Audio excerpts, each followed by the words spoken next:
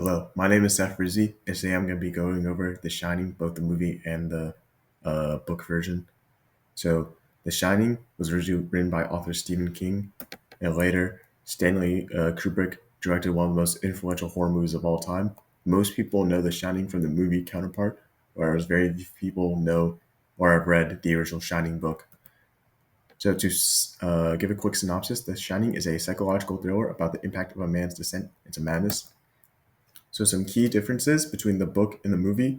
As for the overall structure, the book was more of commentary on family drama and the impact on certain things like alcoholism on the structure of a family, as well as there being thriller elements, such as in maybe some chase scenes. And in the movie, uh, the focus is more on the thriller side of it, using uh, very good camera angles and music to create a horror ambiance where you're constantly on the edge of your seat, not knowing what's going to happen next. As well, there's some key differences in some characters and moments we're going to go over next. So the main character or the main antagonist, Jack Torrance, uh, is a lot more fleshed out in the book than the movie, as well as his reasons for descending into madness are a lot more explained. This is because in the book, uh, his alcoholism is more explained by the fact that in the movie there's no mention of his father or his father's reliance on alcohol, as well as in the book, Jack is more portrayed as someone who's gone down the wrong path, making bad choices that have been edged on by alcoholism and other poltergeist situations in the hotel. Whereas in the movie, he seems uh, insane off the rip.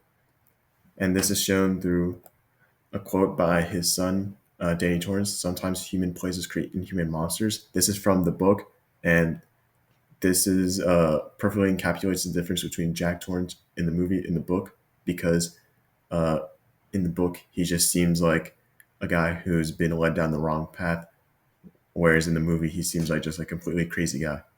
As well, there are some other scenes that were not even in the book.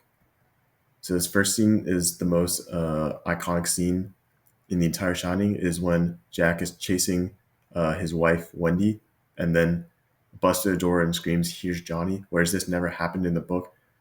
Jack was simply trying to break down a door to try to get to him, or try to get to Wendy. Pay attention to the non-diegetic music as well as the acting that adds more of a thriller element that you can't really get from a book, just reading the words. And then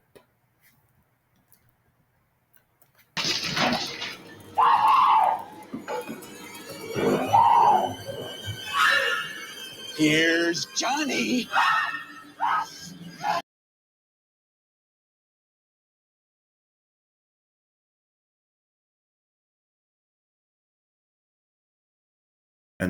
the next example uh, is one of the most iconic scenes as well. Is when Jack's madness is slowly shown to or is shown to the audience, and pay attention to how he kind of breaks the fourth wall by staring into the camera, which shows his insanity because he's imagining things that aren't there, as well as the music and the way he's portraying himself seem thriller like, which you can't really get out of a book setting.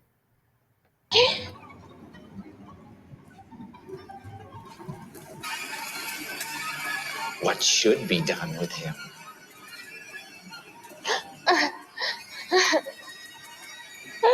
I don't know. I don't think that's true.